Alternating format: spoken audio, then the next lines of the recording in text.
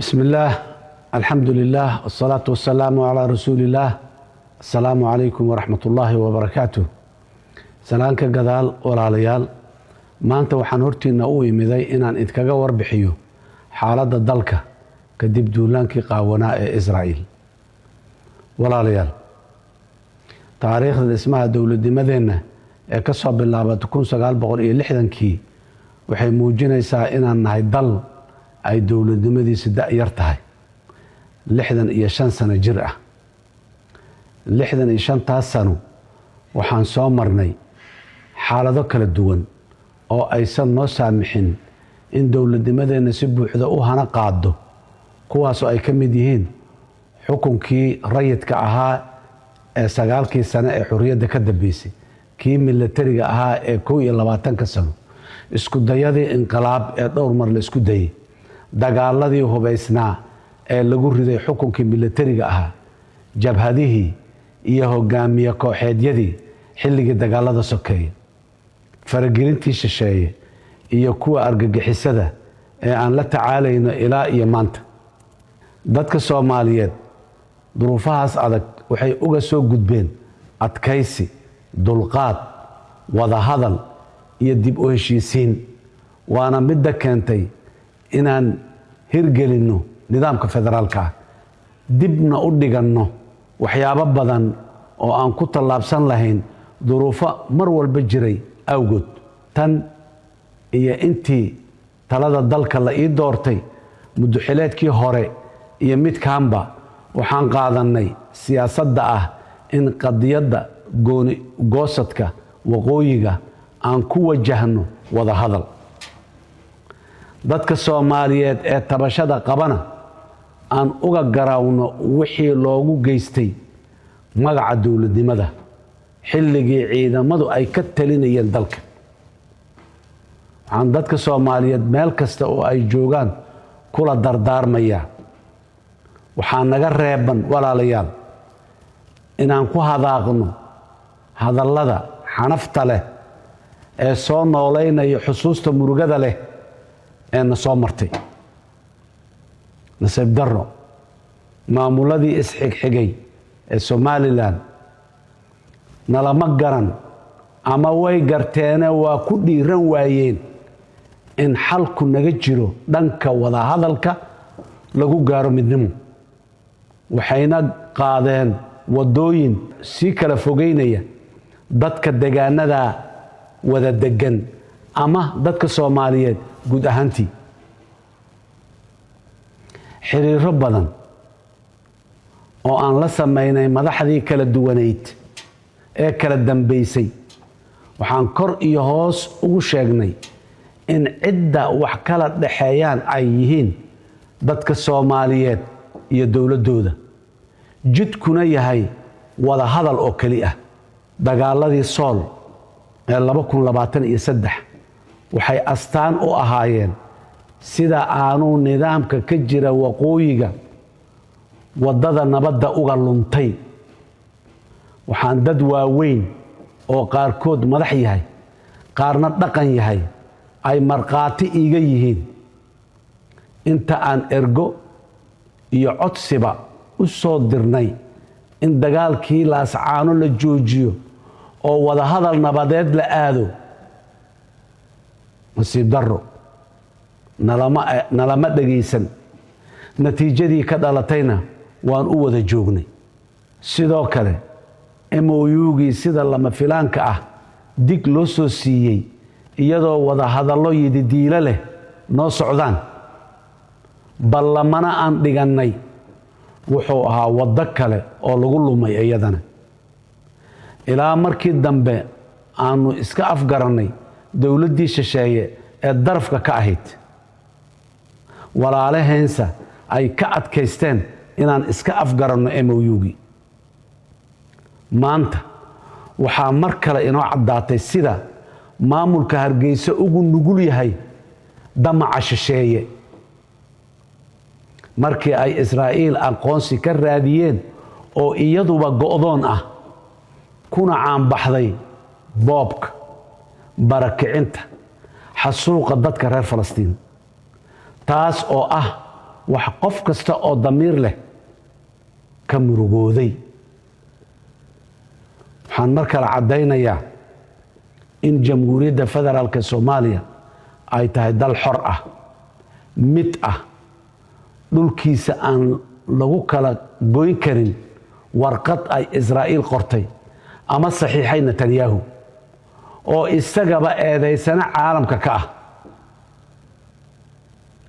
ujeedada aqoonsi ku sheegaas ma aha danta dadkeena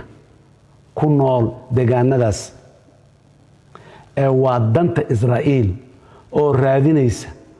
dhul ay isku ballaariso oo ay si sharci darro ah ugu soo rarto shacabka reer Falastiin ee dhulkooda ay boobtay kana dhisto saldhigyo military oo qalqal geliya amniga gobolka Geeska Afrika, gacanka cadmeed, badda cas iyo guud ahaan bariga dhexe. walaalayaal, arrinkan wuxuu raad aan fiicnayn ku yeelan doonaa dhaqaalaha, horumarka iyo deganaanshiyaha siyaasadeed ee dalkeenna haddii si xigmadi ku jirto aanan u maaraynin. walaalayaal, dadka Soomaaliyeed ee waqooyigow, ictiraafku idinkama jiro Netanyahu, ee wuxuu idinka jiraa dowladda iyo shacabka Soomaaliyeed ee dadnimo, diin iyo dowladnimaba aad wadaagtaan.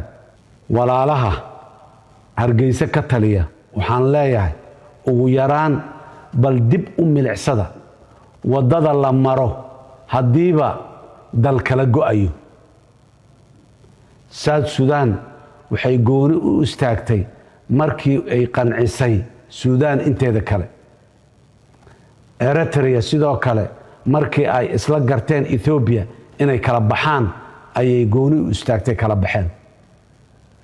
East Timor sidoo kale markii ay Indonesia isla garteen in ay kala baxaan ayay kala baxeen. dhammaan kala baxaasi wuxuu ku yimiday heshiis siyaasadeed oo qaarkood lagu gaari waayay dagaallo 10 sano socday, laakiin lagu gaaray heshiiskii siyaasadeed. dhinaca kale waxaa cad haddii dalkii asalka ahaa the mother country uusan ku qancin in la kala baxo oo heshiis siyaasadeed oo lagu wada qanacsan yahay lagu kala baxo, in ictiraaf la hela aanay suurtagal ahayn. sida Taiwanba ay Shiinaha ugu qanci weyday in la kala baxo, gobolka Catalonia ee Spain ku yaalo oo ugu qanci waayay Spain in la kala baxo. sidaas daraadeed haddaanan heshiis siyaasadeed la helin oo lagu kala gurto lagu kala baxo, kala go iyo ictiraaf iyo dowlado isbarbariyaan midna suurtagal ma aha. walaalayaal, bal kala baxa intaan u kaadin aan xoog gelino muddo kooban, bal inaan midowno haddii aan liiraa oo aan hubo inaan midoobi karno. dowladda federaalka ana ay u fududahay wax kasta inay hurto oo ay u hurto in midnimo la helo, haddii ay tahay garaawshiyo, haddii ay tahay xaq dhiibid, haddii ay tahay xukun baahin, haddii ay tahay walaalo midoobay oo xoog midaysan hela, diyaar ayaan u nahay. waxaan diyaar u nahay wadahadal dhab ah iyo isu gardhigasho ayaa lagu xallin karaa wax walboo jira. annaguna dhankeenna taas ayaan diyaar u nahay. sidoo kale shacabka goboladaas ku nool waxaan u sheegayaa, waxaa la doonayaa in deegaanadiinna laga dhigo saldhigyo looga duulo dalal kale, lagana huriyo colaado iyo dagaallo aydan idinku qayb ka ahayn, danna aanay idinkugu jirin. walaal, bal fakar, Israa'iil daris maahin, dana dhaqaale nagama dhaxeeyaan, dhaqan nagama dhaxeeyo, diin iyo hab nololeed nagama dhaxeeyo, weligeedna nama dhexmarin. waa maxay sababta ay ula soo booday ixtiraaf beenaadka maanta ay dadka ku beer la xawsanayso xaggay jirto 34 sano ee la soo dhaafay walaalayaal walaalka Soomaaliyeed ee waqooyiga ku noolow yaan lagu seexin in lagu yiraa danaha Israa'iil ee la sheegayo waxba kama jiraan waa dhab laakiin ogow maanta ayaad fursad aad ku diido haysataa ee bari yaynan ku calaacalin inay saan wax noqonayaan ma ogeyn dhibkana lala damacsan yahay waa dhab ee yowsan dheelalaw nagu gelin walaalayaal dowladda Soomaaliya oo kaashanaysa shacabkeeda iyo saaxiibadeeda caalamka waxay qaadaysaa tallaabooyin looga hortagayo xadgudubka Israa'iil haddii dadka Soomaaliyeed ay la seexan waayeen waxa Netanyahu ku sameeyay shacabka reer Falastiin iyo dadka reer Gaza ma filayo in shacabka Hargeysa ay aqbalayaan in looga alalaaso dalkeena taliskaas ku caanbaxay xasuuqa shacabka masaakiinta ah bari inuu annagana xasuuqana wax diidaya ma jiraan waxaan ku celinayaa oo aan cadeynayaa inaan ka garaabayno horeyna uga garaawnay dhibkii shacabkeena ka soo gaaray dulmigii uu geystay nidaamkii militariga ah gaar ahaan kii loo geystay shacabka ku nool qaybo ka mid ah waqooyiga Soomaaliya waxaan sidoo kale cadeynayaa in weli inoo furan yahay jidka wada hadalka ee aan ku xalinayno wixii horay inooga khaldamay ma khaldame waa Ilaahay waxaan fariintayda mar kale u dirayaa madaxda Israa'iil waan leeyahay Soomaaliya ma ahan dal la qabsan karo la qaybin karo ama la gadan karo kuma ladeysaan oo kuma heleysaan waxa aad ku taamaysaan tani waxay sii kordhinaysaa go'doonka aad awalba dunida kaga jirteen gabagabadii iyo gunaanadkii walaalayaal waxaan aad ugu mahad celinayaa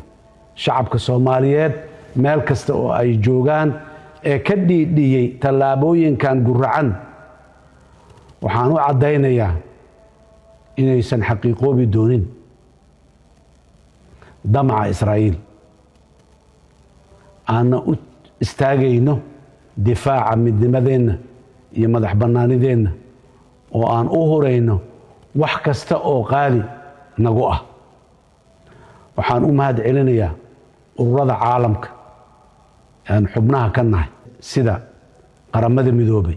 ururka midowga Afrika jaamacadda Carabta wadamada Islaamka ururka IGAD iyo ururka suuqa dhaqaalaha ee bariga Afrika dhammaantood